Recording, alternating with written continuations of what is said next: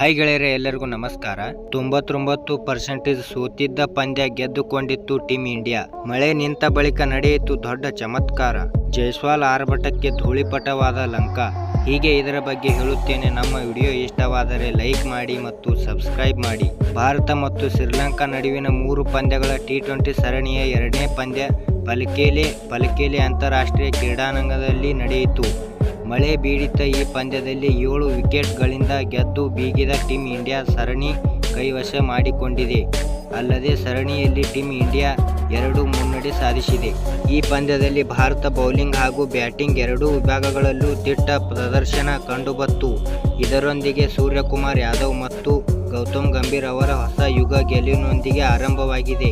ಈ ಪಂದ್ಯದಲ್ಲಿ ಟೀಮ್ ಇಂಡಿಯಾದ ನಾಯಕ ಸೂರ್ಯಕುಮಾರ್ ಯಾದವ್ ಟಾಸ್ ಗೆದ್ದು ಮೊದಲು ಬೌಲಿಂಗ್ ಮಾಡಲು ನಿರ್ಧರಿಸಿದರು. ಆರಂಭದಲ್ಲಿ ನಾಯಕ ನಿರ್ಧಾರ ಕೋಚ್ ದುಬಾರಿಯಾಯಿತೆನಿಸಿದರು. ಆ ಬಳಿಕ ತಂಡದ ಬೌಲರ್ಗಳು ನಾಯಕ ನಿರ್ಧಾರವನ್ನು ಸಮರ್ಥಿಸಿಕೊಂಡರು. ಇತ್ತ ಲಂಕಾ ತಂಡಕ್ಕೆ ಆರಂಭಿಕರಿಬ್ಬರು ಉತ್ತಮ ಆರಂಭ ನೀಡಿದರಾದರೂ ಹಿಂದಿನ ಪಂದ್ಯದಂತೆ ಈ ಪಂದ್ಯದಲ್ಲೂ ಶ್ರೀಲಂಕಾದ ಮಧ್ಯಮ ಕ್ರಮಾಂಕದ ದಯನೀಯವಾಗಿ ವಿಫಲವಾಯಿತು. ಇದರ ಪರಿಣಾಮವಾಗಿ ಉತ್ತಮ ಆರಂಭದ ಹೊರತಾಗಿಯೂ ತಂಡ 20 ಓವರ್ಗಳಲ್ಲಿ 161 ರನ್ ಗಳಷ್ಟೇ ಶಕ್ತವಾಯಿತು. ಒಂದು ಸಮಯದಲ್ಲಿ ಶ್ರೀಲಂಕಾ ತಂಡ 2 ವಿಕೆಟ್ ನಷ್ಟಕ್ಕೆ 131 ರನ್ ಗಳಿಸಿತು. ಆದರೆ ತಂಡವು ಕೊನೆಯ 31 ರನ್ಗಳ 7 ವಿಕೆಟ್ಗಳನ್ನು ಕಳೆದುಕೊಂಡಿತು. ಮಳೆಯಿಂದಾಗಿ ಓವರ್ ಕಡಿತ. 162 ರನ್ಗಳ ಗುರಿಯನ್ನು ಬೆನ್ನಟ್ಟಿದ ಟೀಮ್ ಇಂಡಿಯಾ ಇನ್ನಿಂಗ್ಸ್ ಮೊದಲ ಓವರ್ನಲ್ಲಿಯೇ ಮಳೆಯಿಂದಾಗಿ ಪಂದ್ಯವನ್ನು ನಿಲ್ಲಿಸಲಾಯಿತು.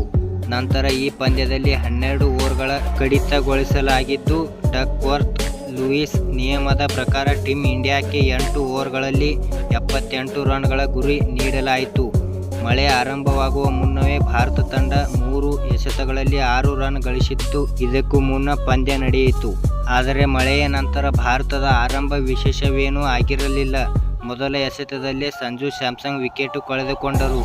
ಆದರೆ ಯಶಸ್ವಿ ಜೈಸ್ವಾಲ್, ಸೂರ್ಯಕುಮಾರ್ ಯಾದವ್ ಮತ್ತು ಹಾರ್ದಿಕ್ ಪಾಂಡ್ಯ ಅವರ ಸ್ಫೋಟಕ ಇನ್ನಿಂಗ್ಸ್ ತಂಡವನ್ನು ಗೆಲುವಿನಂತ ಕೊಂಡೊಯ್ಯಿತು. ಯಶಸ್ವಿ ಜೈಸ್ವಾಲ್ 15 ಎಸೆತಗಳಲ್ಲಿ 30 ರನ್ ಗಳಿಸಿದರೆ ಸೂರ್ಯಕುಮಾರ್ ಯಾದವ್ 12 ಎಸೆತಗಳಲ್ಲಿ 26 ರನ್ಗಳ ಸ್ಫೋಟಕ ಇನ್ನಿಂಗ್ಸ್ ಆಡಿದರು. ಮತ್ತೊಂದೆಡೆ ಹಾರ್ದಿಕ್ ಪಾಂಡ್ಯ 9 ಎಸೆತಗಳಲ್ಲಿ ಅಜೇಯ 22 ರನ್ ಗಳಿಸಿ ತಂಡವನ್ನು ಗೆಲುವಿನಂತ ಮುನ್ನಡೆಸಿದರು. ಹಾಗೆಯೇ ನಮ್ಮ ವಿಡಿಯೋ ಇಷ್ಟವಾದರೆ ಲೈಕ್ ಮಾಡಿ ಮತ್ತು ಸಬ್ಸ್ಕ್ರೈಬ್ ಮಾಡಿ ಮತ್ತು ಹೇಗೆ ಆಗಿದೆ ಎಂದು ಕಮೆಂಟ್ ಮಾಡಿ ಮತ್ತು ಶೇರ್ ಮಾಡಿ. ಎಲ್ಲರಿಗೂ ನಮಸ್ಕಾರ.